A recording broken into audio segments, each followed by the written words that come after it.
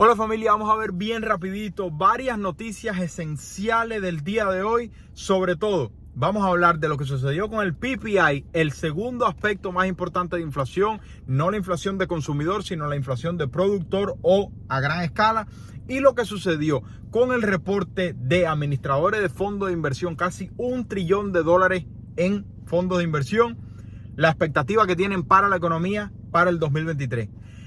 Vamos a hablar del PPI, que es muy importante porque por segunda vez, la semana pasada tuvimos una buena noticia, una muy buena noticia, el CPI bajando, y hoy tuvimos una segunda buena noticia, el PPI bajando. Voy a explicarte ahora lo que significa y por qué eso es tan bueno para ti, para mí y para el mercado en general. A pesar de que hay un factor negativo y es el conflicto entre Rusia y Ucrania, ahora se ha expandido a Polonia. Cayeron unos misiles en Polonia, haciendo fallecer a 2 personas. Primero que nada, muy lamentable el fallecimiento de esas 2 personas, pero lo más importante de todo es que Polonia, a la contraria de Ucrania, Polonia pertenece al NATO, lo que puede dar conflicto global, y ahora mismo se está discutiendo NATO y todos los miembros de la organización en qué se va a hacer con respecto a este ataque de Rusia a Polonia. Esperemos que se puedan calmar las aguas y se le dé una solución pacífica. Bueno, 92% de los administradores de fondos de inversión, estamos hablando de 854 billones de dólares, casi $1 trillón en fondos de inversión, ven esta inflación para el 2023. O sea, bajo crecimiento económico con alta inflación. Solamente el 7% espera bajo crecimiento económico y baja inflación, o sea, deflación. Y 3 aspectos fundamentales.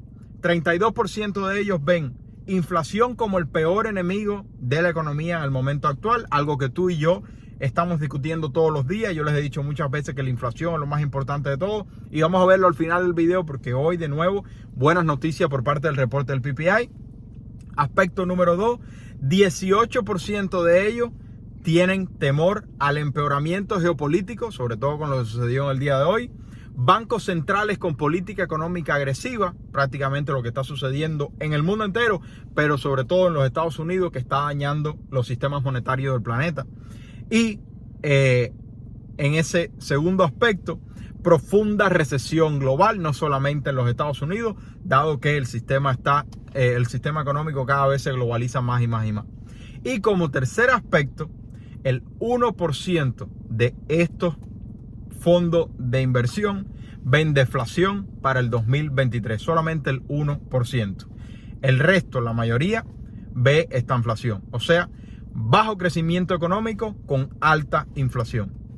Algo que sin duda alguna es una posibilidad dada por una recesión tratando de frenar una inflación.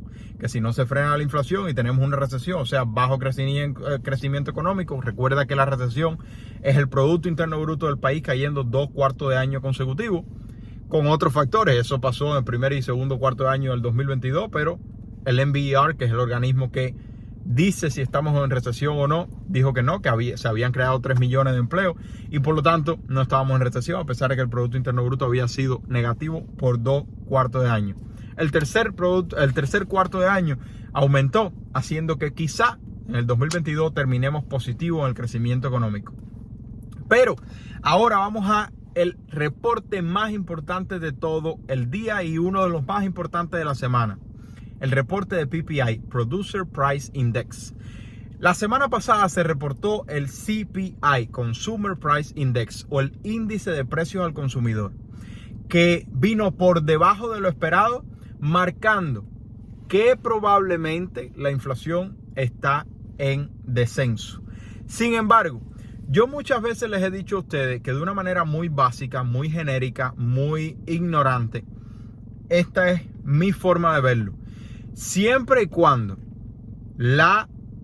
el reporte de PPI, o sea, el costo al productor, el costo al vendedor, el costo al wholesaler, no baje, es muy difícil que baje el costo al consumidor, porque primero pasa por el productor, por el wholesaler, por el vendedor, y después llega ese producto al consumidor. Si no cae la inflación en el productor, es muy difícil que caiga la inflación o los costos de los bienes y servicios en el consumidor. Bueno, el reporte de PPI del día de hoy, por debajo de lo esperado. 0.4% era lo esperado y vino a 0.2%. Primera vez en casi 2 años que vemos una caída de 0.1% en los servicios desde noviembre del 2020. Porque este reporte es del mes de octubre a pesar de que se reportó en noviembre. Los servicios desde noviembre del 2020 han ido aumentando su costo, aumentando su costo. Y por primera vez en 2 años hemos visto que caen por 0.1%. Septiembre fue 8.4% y octubre acaba de bajar a 8.0% por debajo de lo esperado. Un pico de 11.7 de marzo.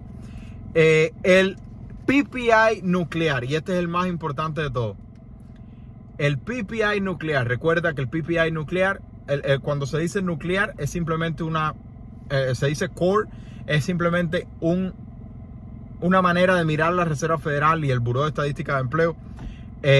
La inflación eliminando 2 aspectos volátiles que son la energía y los alimentos. Y el PPI nuclear vino a 0.0% comparado con un mes atrás. O sea, a pesar de que no cayó, no subió absolutamente nada los costos al productor en el último mes. Y el PPI nuclear año tras año aumentó 6.7% por debajo de lo esperado. Los aspectos que más peso tuvieron fue el aumento de 5.7% en la gasolina, a pesar de que la energía estaba bajando. Y el PPI, si baja en el futuro, significa que el CPI puede bajar. Ya tuvimos el reporte del mes pasado. La semana pasada lo tuvimos, 7.7%, muy buena noticia. Y hoy otra muy buena noticia. A la misma vez de que la Reserva Federal de New York hizo el reporte de que la encuesta de manufactura del Empire State aumentó 4.5%. ¿Qué significa eso? Que está aumentando, según la encuesta de la Reserva Federal de New York, la manufactura. La expectativa era de 6 negativo y vino en 4.5 positivo. Eso habla de que estamos en expansión económica a pesar de que la Reserva Federal quiere que tengamos contracción para que la inflación baje. ¿Todo esto en qué se traduce? En que la bolsa de valores empezó a aumentar a pesar de que después se comenzó a corregir. Terminó positiva, pero la bolsa de valores iba altísimo por las buenas noticias del día de hoy. Pero enseguida que se habló del conflicto entre Rusia y Polonia, que pudiera llevar a una tercera guerra mundial, esperemos, orémosle a Dios de que no sea así, la bolsa de valores comenzó a rectificarse y no terminó negativo, pero terminó más bajo de lo que iba en el transcurso del día. ¿Por qué es tan importante lo que suceda con la inflación?